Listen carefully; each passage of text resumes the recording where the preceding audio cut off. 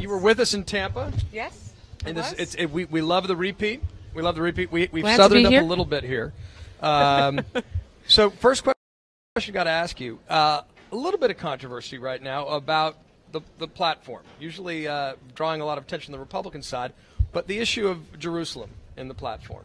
AIPAC saying they weren't really consulted when this change was made. How did this come about? Well, the platform was just amended to include language that says and that reflects President Obama's personal belief that Jerusalem is and will remain the capital of Israel. Also to reflect the party platform's language in 2008. So it was reverted. It has been changed since the initial controversy. It has been amended in the last hour. What was that process like? Well, it was just a very simple process of calling for a motion on the floor and having it be adopted by 2/3 vote. Were you aware of that change? I mean, when you found out, what was your reaction? Well, really, essentially, this was a technical correction, one that President Obama thought was important. I mean, we already had a platform that was 100% pro-Israel and that expressed our party's belief that the U.S.-Israel relationship is incredibly important and that Israel remain a Jewish and democratic state, and had strong, anti-Iran language that said we are not going to allow Iran to achieve a nuclear weapon.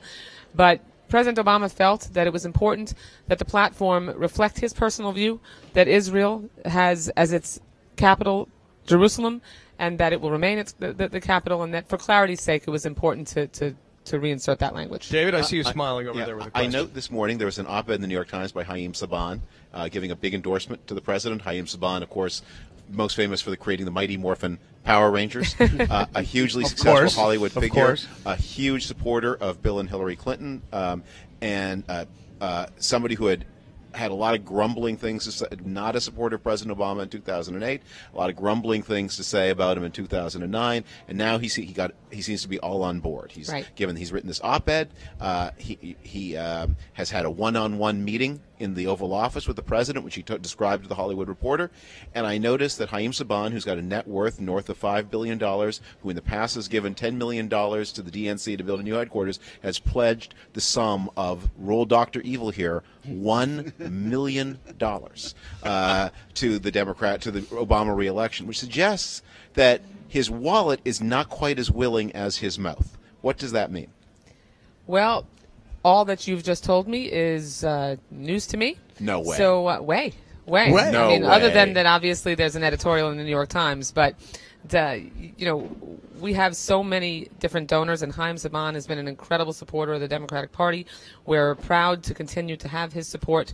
He is part of the bedrock of supporters that has propelled Democratic candidates across the country to victory. Sheldon But Adelson. I'm not familiar with what his commitments Sheldon are. Adelson, who is one of the leading supporters of Israel on the Republican side, has pledged up to $100 million. And let me also point out that there isn't anyone that can actually give $1 million to the Democratic Party. So I'm not sure what that pledge was. I think I said that to would the Barack violate, Obama. That would violate the limits to the campaign and to the party. I said the Barack Obama re-election effort. Okay, well, those are super PACs. If he's pledged that amount to a super PAC, that obviously has nothing to do with us, which would be why I don't have any familiarity with it.